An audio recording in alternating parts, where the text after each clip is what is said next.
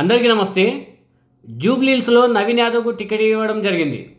నిజానికి నవీన్ యాదవ్ కులస్తులకు ఎక్కడ నిలబడ్డా కూడా ముస్లింలు మద్దతు ఇస్తారు. ముస్లింల కాంబినేషను యాదవ్ల కాంబినేషను చాలా వరకు కలిసే ఉంటుంది. మనకు ఉత్తరప్రదేశ్లో కానీ బీహార్లో కానీ.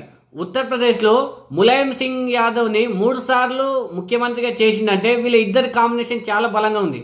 అదేవిధంగా లాలూ ప్రసాద్ యాదవ్ని కూడా బీహార్లో ముఖ్యమంత్రిగా అంత గొప్ప నాయకుని చేసిందంటే వీళ్ళిద్దరి కాంబినేషన్ ముస్లింలు యాదవ్ల కాంబినేషన్ అక్కడ దగ్గర 38-35% మధ్యలో ఉంటుంది. అక్కడ ఏంటంటే అక్కడ రాజకీయాలు మొత్తం వేరు. మీరు ఉత్తరప్రదేశ్కి వచ్చే వరకలా రామ్ మందిర్ ఇష్యూకు వ్యతిరేకంగా బీజేపీ రామ్ మందిర్కు సపోర్ట్గా మాట్లాడితే ములాయం సింగ్ ఆ కాలంలో రామ్ మందిర్కు వ్యతిరేకంగా మాట్లాడిండు. దీనితో ముస్లింలు మొత్తం యాదవ్లకు సపోర్ట్ చేయాలని ములాయం సింగ్ యాదవ్కు సపోర్ట్ ఇచ్చి అక్కడ ముఖ్యమంత్రికి గెలిపించుకోవడం జరిగింది.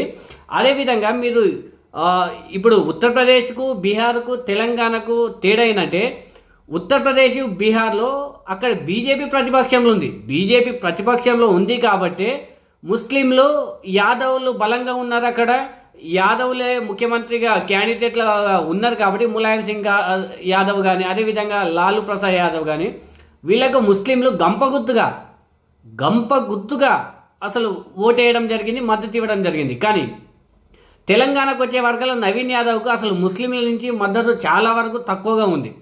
మీరు ఏ ముస్లిం సోషల్ మీడియాలో చూసినా కనుక ముస్లింలు మొత్తం బీఆర్ఎస్ పార్టీకే సపోర్ట్ చేయాలని వాళ్ళు ఓపెన్గా మాట్లాడుతున్నారు. బీఆర్ఎస్ పార్టీ ఇక్కడ ప్రతిపక్షంలో బీఆర్ఎస్ స్థానంలో ఒకవేళ బీజేపీ ఉంటే ముస్లింలు మొత్తము గంపగుత్తుగా కాంగ్రెస్కు మద్దతు ఇచ్చేవాళ్ళు, నవీన్ యాదవ్కు మద్దతు ఇచ్చేవాళ్ళు. కానీ ఇక్కడ మాత్రం వ్యతిరేకత ఉంది. ఇక్కడ ప్రతిపక్షంలో బీఆర్ఎస్ ఉంది కాబట్టి బీఆర్ఎస్ లేకుండా బీజేపీ ఉంటే అది వేరే మాట. బీఆర్ఎస్ ఉంది కాబట్టి బీఆర్ఎస్ ప్రభుత్వము ముస్లింలకు చాలా వరకు సహాయమే చేసింది. వాళ్ళ షాదీ ముబారక్లో కానీ ఇమాంలకు కానీ చాలా వరకు ముస్లింలకు చాలా వరకు సపోర్ట్ చేసింది. దాని కారణంగానే నవీన్ యాదవ్కు ఇక్కడ ముస్లింలు తెలంగాణ జూబ్లీహిల్స్ ముస్లింలు మద్దతు ఇస్తలేరు.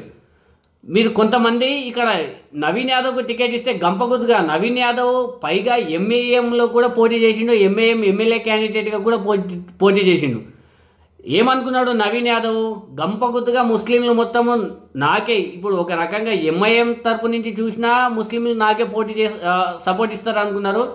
అదేవిధంగా దేశంలో యాదవ్ల ముస్లింల కాంబినేషన్ ఉంటుంది కాబట్టి ఈ విధంగా చూసినా కూడా నాకే మద్దతు ఇస్తారని నవీన్ యాదవ్ ఊహించిండు.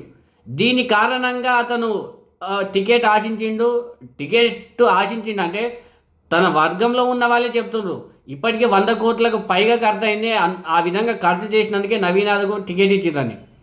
ఈ విధంగా తను ఆశించిండు కాబట్టి యాదవ్లు ముస్లింలు ఒకవైపు ఇప్పుడు జూబ్లీహిల్స్లో చూసుకున్నట్లయితే 125,000కు పైగా ముస్లిం ఓట్లు ఉన్నాయి. ఇప్పుడు యాదవ్లు కొంతవరకు బయటోళ్ళు ముస్లింలు కలిస్తే ఈజీగా నవీన్ యాదవ్ గెలుస్తాడు. కానీ ఇక్కడ 80% పైగానే బీఆర్ఎస్కు ముస్లింలు ఏకదాటిగా వాళ్ళు సపోర్ట్ చేస్తున్నారు. అదేవిధంగా ఇక్కడ రేవంత్ రెడ్డిపై కూడా ఇంకొక ఇష్యూ ఉంది. రేవంత్ రెడ్డి ఆర్ఎస్ఎస్ మంచి, అదేవిధంగా బీజేపీకి తను బీ టీమ్గా పనిచేస్తుండు. అదేవిధంగా ఎంఐఎం కూడా నవీన్ యాదవ్కు సపోర్ట్ ఇచ్చింది కదా, ఎంఐఎంని కూడా వీళ్ళు బీజేపీకి బీ టీమ్ కానీ బాగా ఇప్పుడు ప్రచారం చేస్తున్నారు. దాని కారణంగా ఇప్పుడు ఉత్తరప్రదేశ్లో వేరే పరిస్థితి ఉంది, బీహార్లో వేరే పరిస్థితి ఉంది. అక్కడ పరిస్థితులు బీజేపీ అధికారంలో ఉంది కాబట్టి బీజేపీని ఓడించడానికి ఇప్పుడు యాదవ్లుగా నిలబడ్డ ముఖ్యమంత్రి క్యాండిడేట్లకు వాళ్ళు ముస్లింలు సపోర్ట్ చేస్తున్నారు. కానీ ఇక్కడ వ్యతిరేకత వేరే ఉంది.